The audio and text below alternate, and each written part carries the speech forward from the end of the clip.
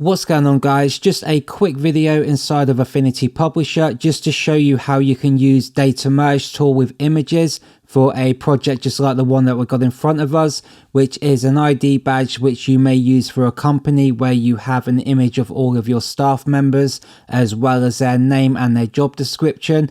So the idea of the data merge tool is that we can create just one design such as the one that we have on the screen. Then with a push of a button, we can generate as many of these as we need with all different names and photographs on them.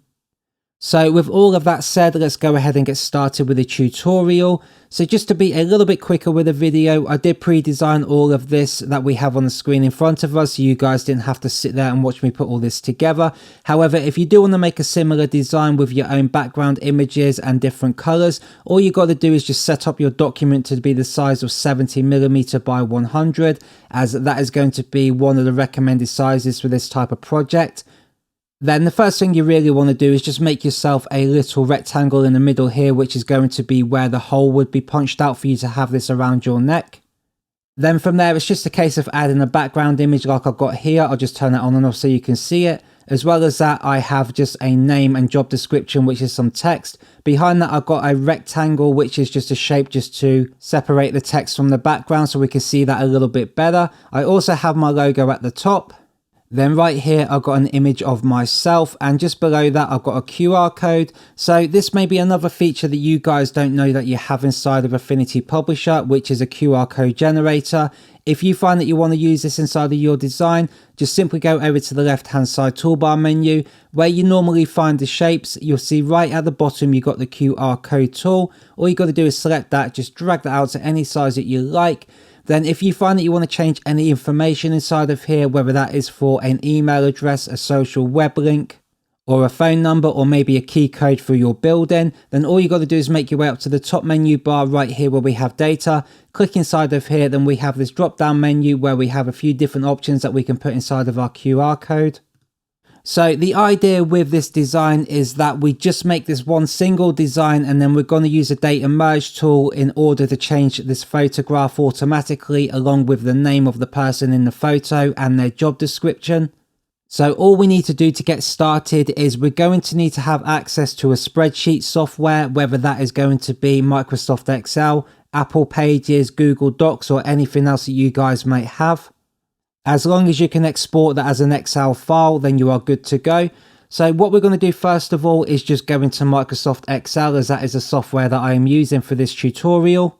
And this can seem a little bit overwhelming for any of you guys that have never used Excel before. However, this is completely beginner friendly, and everything that I'm going to do right here you can do even if you've never used Excel before or any kind of spreadsheet software.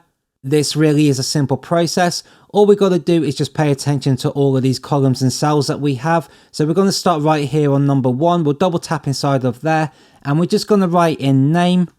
Then we're going to hit the tab button, which is going to take us into column B. Then inside of here, we are going to type in job description. Then we're going to hit that tab button again on our keyboard, and this time around we are going to type in photo. And that is all we need to get started. But before we move on with adding our names and our job descriptions and photo data, I just want to adjust the size of these columns so we can read all this a little bit better. So first of all, I'm just going to drag in between the A and the B just to make that A a little bit bigger. So as the names start getting longer, we'll be able to read that correctly. And we'll do the same over with the job description, and we'll do the same with the photo. So right here at the top, you can see I've wrote name, job description and photo, and that is just going to correspond to what we got right here.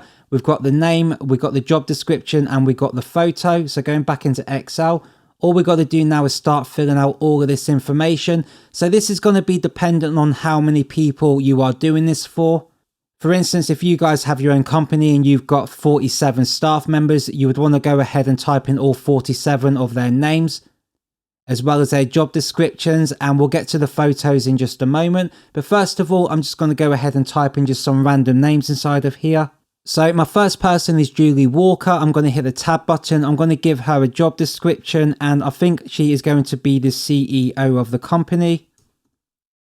And we'll come to the photo in just a moment. We'll just continue filling out this list. So just to be a bit quicker with the video, I'll go ahead and just speed this up. Okay, so this is a list of random names that I've put together as well as their job description. And what we've got to do now is we've got to type in the information as to where we can find our photos on our computer. And what I mean by that is we've got to type in the path name of where it's located.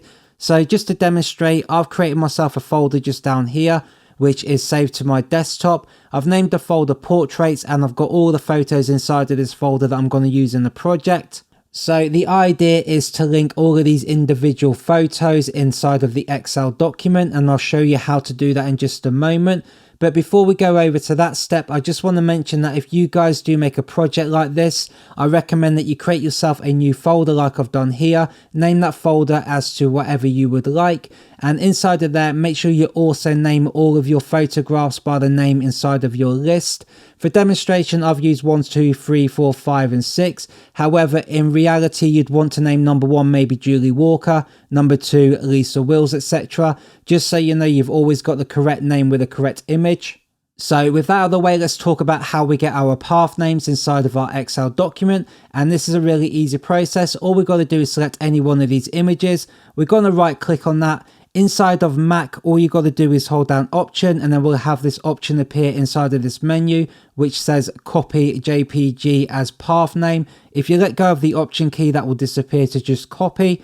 Once again, hold down the Option, copy that path name. If you guys are on a PC Windows computer, then you won't have to do anything apart from right click, and you'll always have that option available anyway.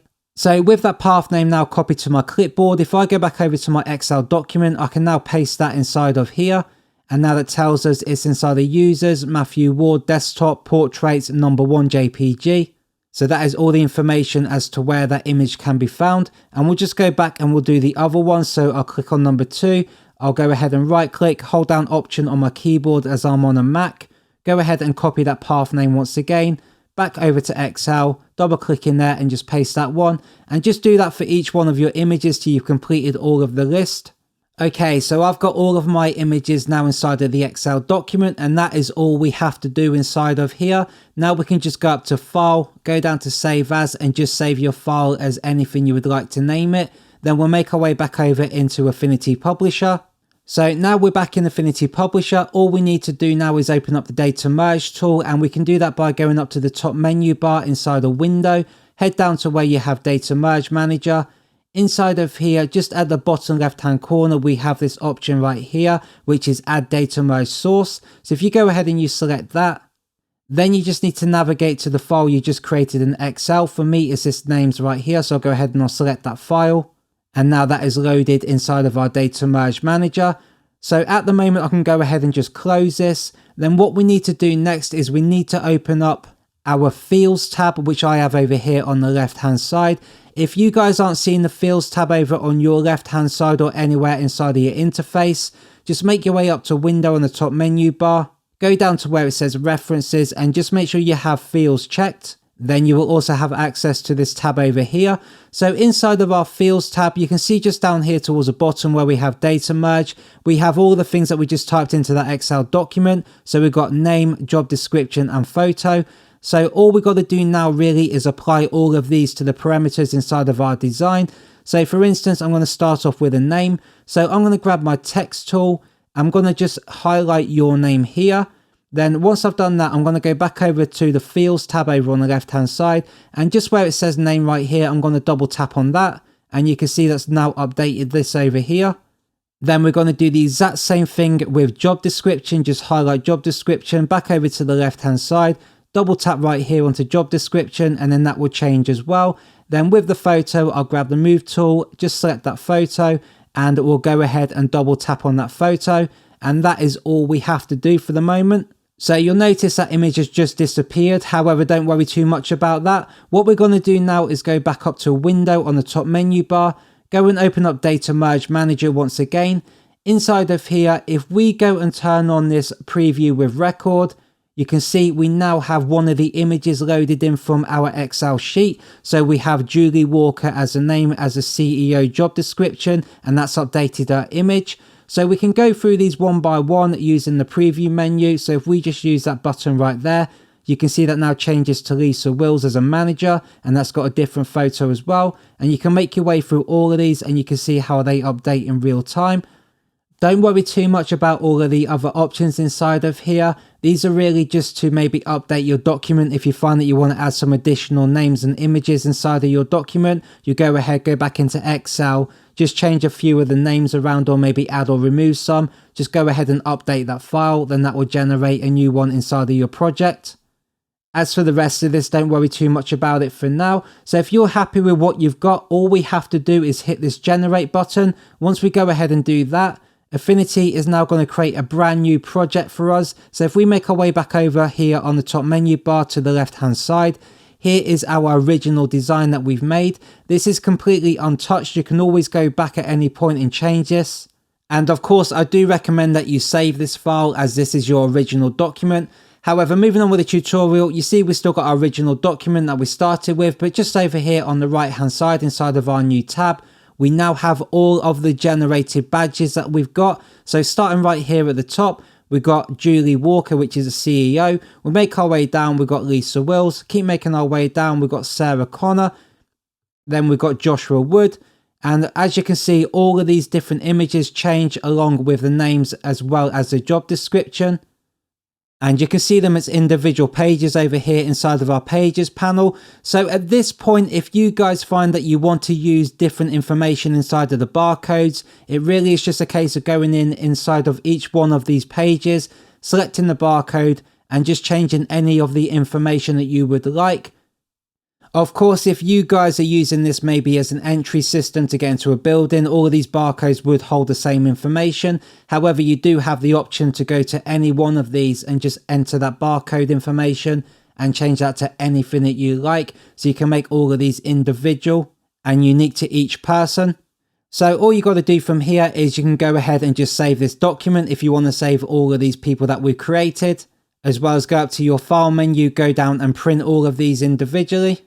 However, if you don't want to save this document, you don't have to, as we can always go back to our original and just regenerate that once again, especially if you find you've either added or removed people. You do want to go ahead and regenerate that to give you the updated list.